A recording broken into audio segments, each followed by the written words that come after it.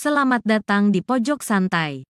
Sebelum Anda mendengarkan audiobook ini, kami menginformasikan bahwa channel ini adalah review audio dari buku yang ada di Indonesia. Untuk membaca keseluruhan buku ini kami menyarankan membeli buku aslinya di toko buku kesayangan Anda, baik offline maupun online. Keberadaan channel ini dimaksudkan untuk membantu Anda mendapatkan pengetahuan dari buku-buku kesayangan Anda.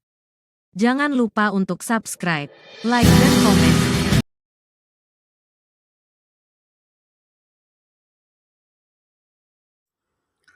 Selamat datang di Pojok Santai, channel khusus yang membahas komik dan novel dengan cara asyik. Wiro Sableng yang baru saja tangannya sembuh mendengar suara merdu di tengah hutan. Gerangan, suara apa yang didengar pendekar kapak maut naga geni 212 itu? Yuk cari tahu jawabannya di video berikut ini.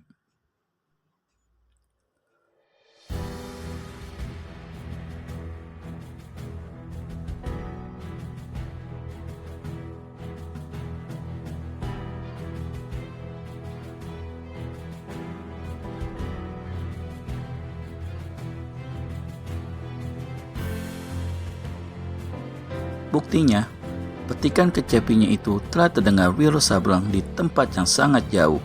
Pastilah si gadis baju biru memetiknya dengan disertai aliran tenaga dalam yang hebat pada jari-jari tangannya. Dan pastilah bahwa gadis jelita ini bukan gadis sembarangan. Ketika si gadis baju biru menggeser badannya sedikit, maka saat itulah Wiro dapat melihat kalung tengkorak kecil yang tergantung di lehernya. Terkesiaplah pendekar ini. Baju biru, kalung tengkorak kecil, itulah ciri-ciri dandanannya anak buah Dewi Siluman dari Bukit Unggul. Karena memaklumi bahwa si gadis meskipun masih belia, tapi berilmu tinggi dan memiliki tenaga dalam sempurna, maka Wiro Sableng tak mau bertindak sembrono. Dia menunggu sampai beberapa lama, tapi si gadis agaknya masih belum mau menghentikan petikan kecapinya. Akhirnya, pendekar kita putuskan untuk keluar dari balik pohon beringin tanpa menunggu sampai si baju biru itu menyudahi permainan kecapinya. Sambil mendehem, maka Wiro Sableng munculkan diri. Meskipun dia memainkan kecapi adalah sengaja untuk mengundang datangnya orang yang tengah dicari, namun suara deheman tadi membuat Inani, gadis yang memainkan kecapi itu, jadi terkejut juga. Belum dia berpaling, didengarnya suara laki-laki berkata, Petikan kecapimu sedap sekali, saudari. Lagunya pun indah. Inani, hentikan permainannya dan putar kepala dengan cepat." Di hadapannya kini berdiri seorang pemuda berambut gondrong bertampang gagah. Pakaiannya putih-putih dan tubuhnya tegap kekar. Meskipun sudah dewasa, namun pandangan matanya seperti mata anak-anak, membayangkan kepolosan dan kejujuran hati.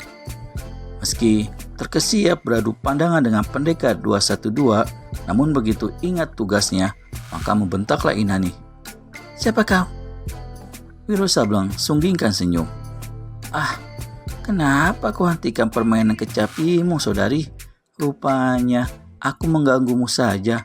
Harap maafkan aku ya. Jangan banyak bicara. Lekas terangkan, siapa kau?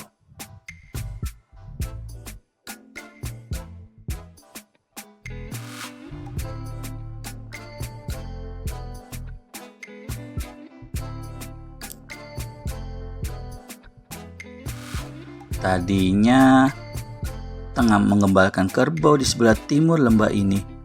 Kemudian ku dengar suara petikan kecapimu lalu datang ke sini. Jadi kau gembala ya? Ya, betul, sahut Wiro. Jangan dusta. Kau pasti pemuda yang tempo hari larikan diri ketika mau ditangkap. Habis membentak begitu, maka Inani segera gerakan tangan kanannya ke balik pakaian. Sebuah benda terbentuk bola hendak dilemparkannya ke udara.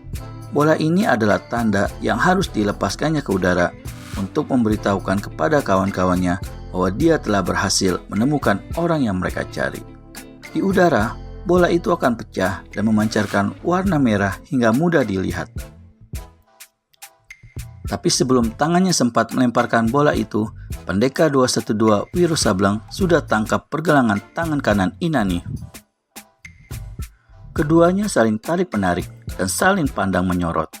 Betapapun si gadis kerahkan tenaganya, tetap saja dia tak sanggup lepaskan pegangan Wiro. "Lepaskan tanganku!"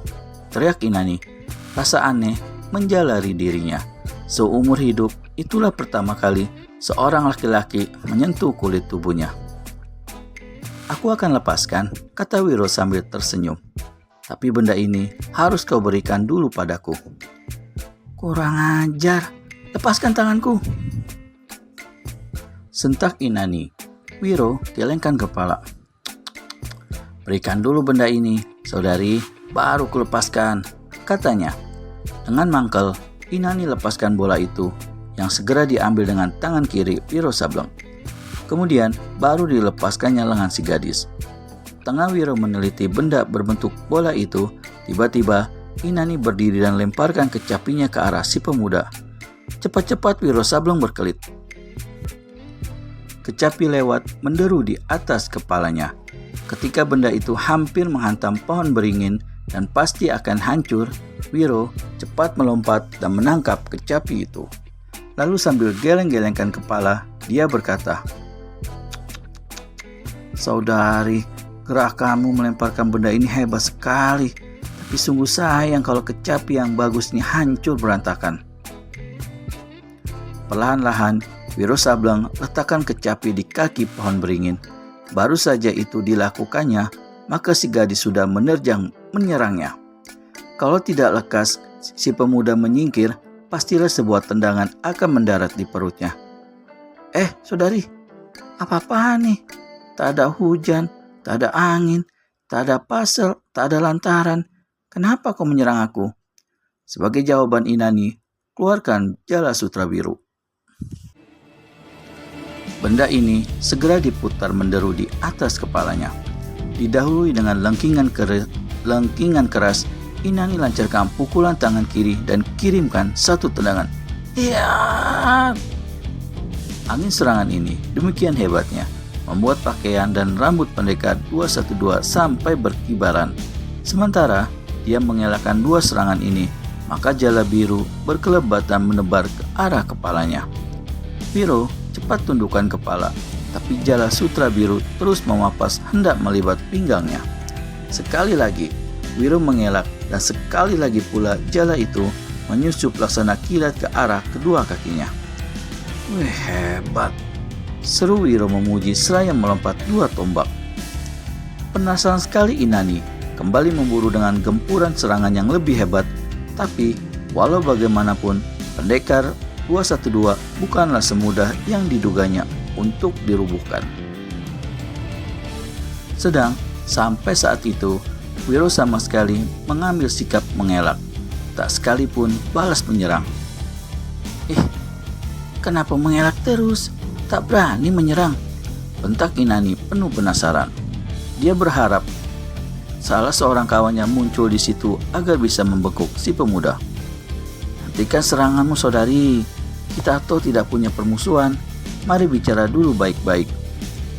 "Kalau kau mau bicara, bicaralah nanti di hadapan Dewi Siluman." "Oh, jadi kau anak buahnya Dewi Siluman.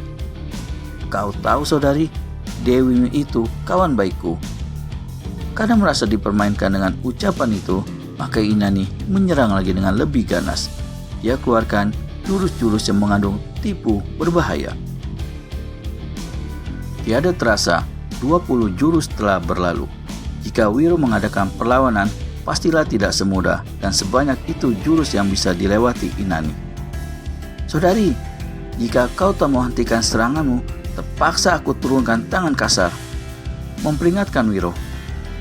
"Kalau kau memang punya kepandaian, silakan balas seranganku. Kukira kau bukan pemuda banci yang cuma pandai berkeli dan mengelak saja." Wiro panas sekali dikatakan pemuda banci. Bagaimana selanjutnya bentrokan tak diduga antara Wiro Sableng alias pendekar kapak maut naga geni 212 dengan Inani? Temukan jawabannya di video selanjutnya hanya di channel Pojok Santai. Segera subscribe dan tekan tombol lonceng untuk mendapat notifikasi video terbaru dari kami. Terima kasih dan sampai bertemu kembali.